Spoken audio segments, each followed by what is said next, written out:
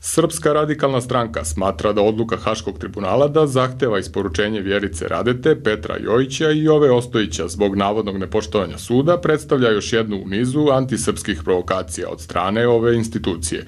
U saopštenju Srpske radikalne stranke koje je dostavljeno medijima se kaže da su Vjerica Radeta i Petar Jojić visoki funkcioneri Srpske radikalne stranke i članovi tima za odbranu Vojislava Šešelja pred Haškim tribunalom. Tribunal ih tereti za radnje koje nikada nisu počinili, kažu radikali, pretnje, zastrašivanje, nuđenje mita i druge pokušaje vršenja uticaja na dva svedoka.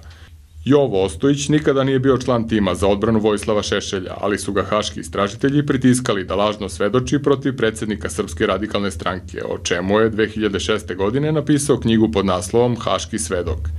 Radikali smatraju da ne postoji pravni osnov da srpske vlasti isporuče Radetu, Jojića i Ostojića Haškom tribunalu. U statutu Međunarodnog krivičnog suda za bivšu Jugoslaviju ne postoje odredbe u vezi sa nepoštovanjem suda. Ovo krivično delo su definisale sudije tribunala koje su ga uvrstile u pravilnik o postupku i dokazima. U zakonu o saradnji sa Haškim tribunalom ne spominje se krivično delo nepoštovanje suda.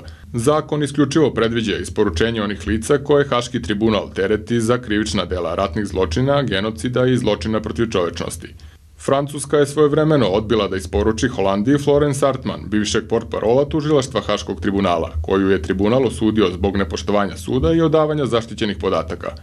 Francuska je u odgovoru Haškom tribunalu navela da se pojam nepoštovanja suda ne pominje u statutu tribunala niti u sporazumu o saradnji sa Haškim tribunalom i da ne postoji pravni osnov da se bilo ko isporučuje zbog ovog krivičnog dela.